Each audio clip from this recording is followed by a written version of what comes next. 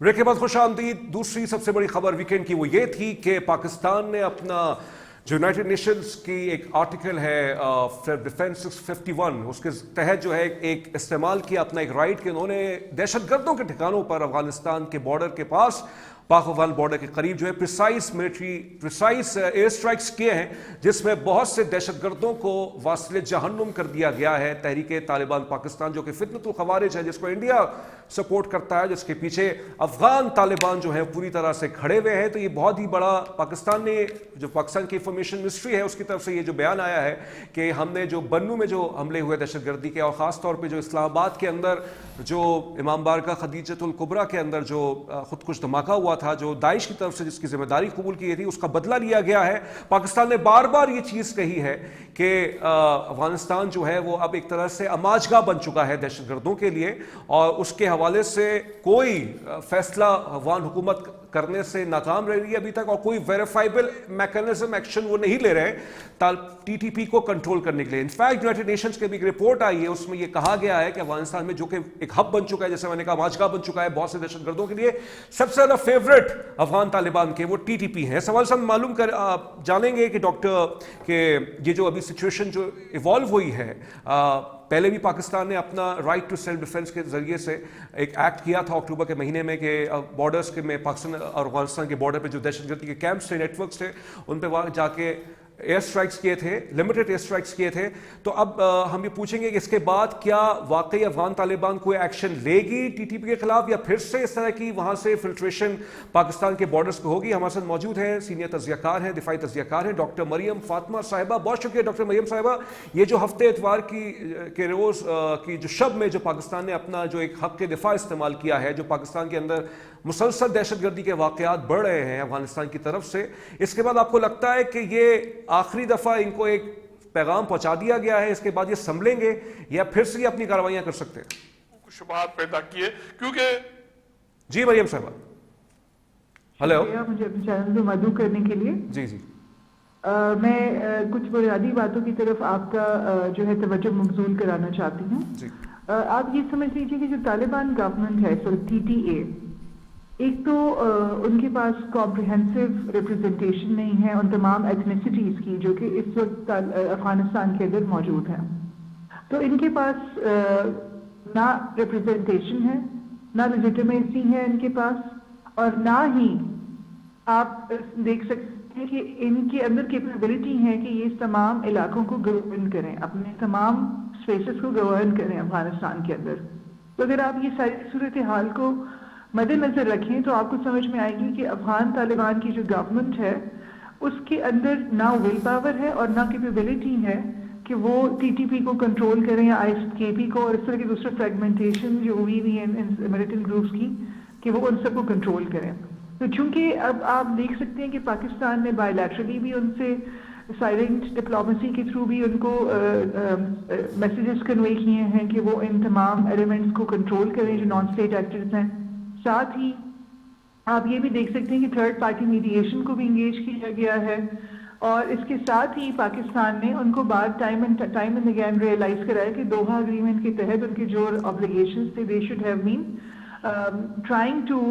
Come up with expectations जो कि उन ऑब्लिगेशंस के तहत उनके ऊपर उनसे डेवलप होती हैं। तो जब वो गवर्नमेंट उन सारे मामलात में नाकाम रही है और फिर वो पॉलिटिकल लेजिटिमेसी ले रही हैं इंडिया की गवर्नमेंट से, और फिर बहुत सारी ऐसी ऑर्गेनाइजेशंस वहाँ काम कर रही हैं जो कि बहुत डुबियस हैं और उनके लिंक्स हैं मिडल ईस्ट के उस पार एक मुल्क से, तो आप समझ सकते हैं कि basically it's a nexus now, nexus of people who are using Afghanistan and financing them to perpetrate terrorism in this region. इसके अंदर आप अगर देखें तो ब्रॉडर एक गेम भी है, उसको अगर आप जूम आउट करें उस चीज़ से तो ये आपको नजर आएगा कि जो इंटरनेशनली जो पावर प्लेयर्स हैं जैसे कि US है या चाइना है, उनके भी एक पावर स्ट्रगल नजर आती है इस खत्ते में, खासतौर पे बेल्ट रोड इनिशिएटिव को लेकर कनेक्टिविटी एरिया में, और हमें सबको समझ में आती है कि لیکن آپ نے جو یہ ایک انٹرسٹنگ پوائنٹ ریز کیا ہے کہ جیسے دوحہ اگریمنٹ جب 2021 میں ہوا تھا، ایک توقع تھی کہ جو افغان حکومت وہاں پہ آئے گی، جو بھی وہاں پہ انکلوسیو گورنمنٹ ہوگی، وہ نہیں ہوا وہاں پہ، وہ ایک سیگمنٹ آف سوسائٹی ہے جو کر رہی ہے. دوسرا یہ پاکستان نے ایشورنسز دیے تھے، پاکستان نہیں لیے تھے، اور دیگر جتنے اور پارٹیز تھیں اور ممالک تھے کہ آپ کی جو سرزمین ہے وہ دہشت گردی کی آماجگاہ نہیں بنے گی. دونوں کی وائلیشن اب ہو چکی ہے، اور اب یہ ایک مسئلہ صرف پاکستان کے لیے نہیں بن گیا ہے، کیونکہ وہاں پہ جو ہم پڑھتے ہیں، جو ہم نے آپ جیسے جتنے بھی ڈیفنس ایکسپرٹس ہیں ان سے جب سنتے ہیں کہ وہاں پہ اور ٹیررسٹ گروپس ہیں جو کہ سینٹرل ایشیا اور ساؤتھ ایشین دیگر کنٹریز کے لیے بھی خطرات سمجھے جاتے ہیں، یعنی چائنیز انٹرسٹ افیکٹ ہو رہے ہیں وہاں سے، تاجکستان کے معاملات کو وہاں سے افیکٹ ہو رہے ہیں. تو یہ تو اب ایک پورا ایک کیس بن گیا ہے. لیکن اس میں پرابلم یہ آتی ہے مریم صاحبہ کہ کوئی پیونیٹیو ایکشن نہیں لیا جا رہا ابھی تک افغان طالبان کے خلاف. دیکھیے میں نے آپ کو تھوڑا سا ہنٹ دیا تھا جی کہ اس کے اندر ایسے بھی کنٹریز انوالوڈ ہیں جو کہ مڈل ایسٹ کے اس پار ایسی آرگنائزیشنز ہیں جن کی لنکس ہیں ان کنٹری سے سچ ایز اسرائیل. اور ساتھ ہی آپ یہ دیکھ لیجئے کہ کیا کوئی سپر پاور اتنا نائیو ہو سکتا ہے کہ وہ $7.2 بلین کا ہائی ٹیک اسلحہ چھوڑ کے ایک ایسے ملک سے نکل جائے، وڈرال کر دے جہاں پہ وہ بیسیکلی دہشت گردی کو اور نان اسٹیٹ ایکٹرز کو کنٹرول کرنے کے لیے ان دا فرسٹ پلیس آیا تھا. تو آپ کو نا ان سارے فیکٹس کو مد نظر رکھنا پڑے گا کہ اب جو یہ ٹیرر انڈسٹری ہے افغانستان کے اندر، اس کی پشت پناہی جو ہے وہ ویسٹ سے بھی ہو رہی ہے، اور ان کا فرنٹ پین اس ریجن کے اندر انڈیا ہے. تو اس کو مد نظر رکھتے ہوئے آپ کو دیکھنا پڑے گا اور اس سارے کو کنیکٹ کرنا پڑے گا. جو کنیکٹیوٹی کی ساری گیم ہے بیلٹ روڈ انیشیٹو، جس میں چائنا کی انویسٹمنٹ پروجیکٹس ہیں اور ساتھ ہی سینٹرل ایشین ریپبلکس کے، ان سب کو اگر آپ کنیکٹ کر کے دیکھیں تو پھر آپ کو سمجھ میں آئے گی کہ this is a sort of a great game that is going on. This is a great game going on. So if you are trying to insinuate کہ اس کے ذریعے سے سی پیک کو نقصان پہنچانے کی سازش ہے. دیکھیے اس کے ذریعے صرف سی پیک نہیں ہے، اس سے ملٹیپل قسم کے فائدے اور فوائد نکل سکتے ہیں. آپ دیکھیے ایران ہے، any sort of destabilization in Balochistan would lead to destabilization in Iran, and Iran کی ڈیسٹیبلائزیشن کا آپ اس وقت بالکل کون بہت ایران کو ڈیسٹیبلائز دیکھتے ہیں. انٹرسٹنگ نوٹ ہے. یہ بتائیں یہ جو ان فائٹنگ ہے خود افغان طالبان کے اندر، جو ایک قندھار گروپ ہے، کابل گروپ ہے، کابل گروپ کے بارے میں کہتے ہیں کہ ان کی زیادہ سپورٹ ہے غالباً ٹی ٹی پی کے لیے. قندھار کے حوالے سے کچھ مختلف رپورٹس آتی ہیں، اور پھر ان کے ایک انٹیریئر منسٹر بھی ملے تھے ہمارے انٹیریئر منسٹر سے، محسن نقوی صاحب سے، ایران کے اندر، اور بہت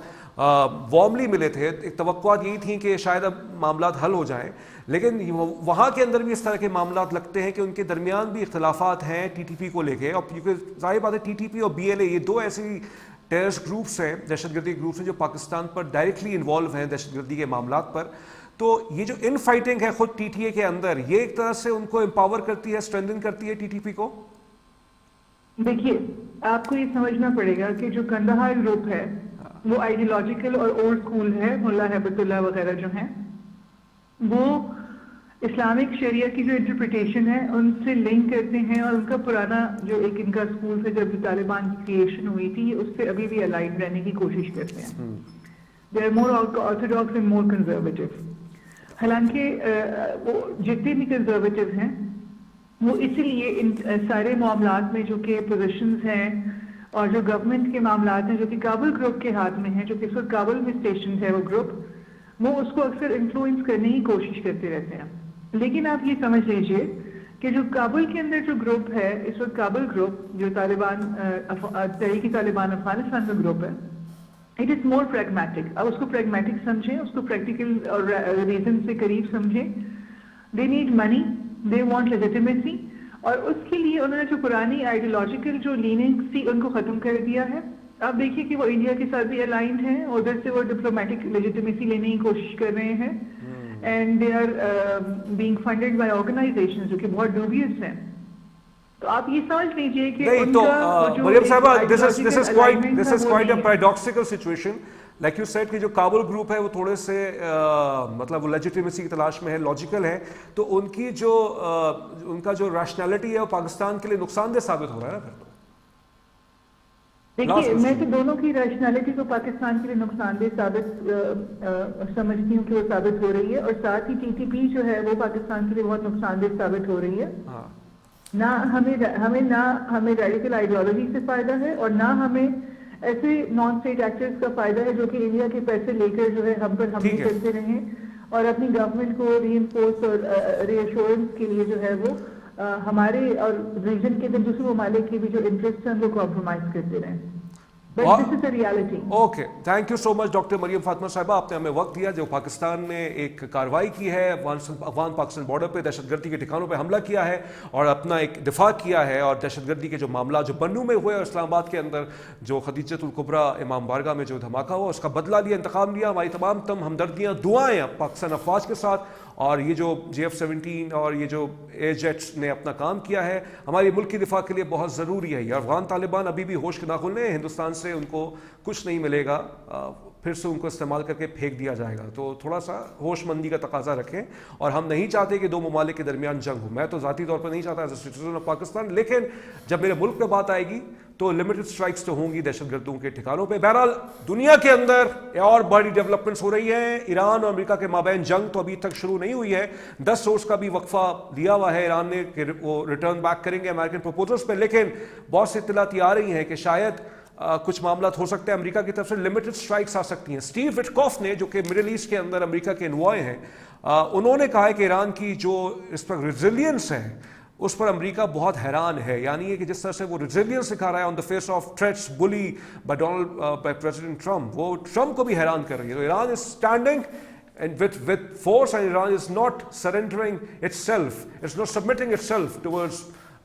those powers who want Iran to surrender. तो एक तो ये है। दूसरी सबसे बड़ी खबर जिसकी वजह से मिडिल ईस्ट के अंदर एक बोचाल आया है और सबने मजम्मत की है इस बयान की, वो ये है कि अमेरिका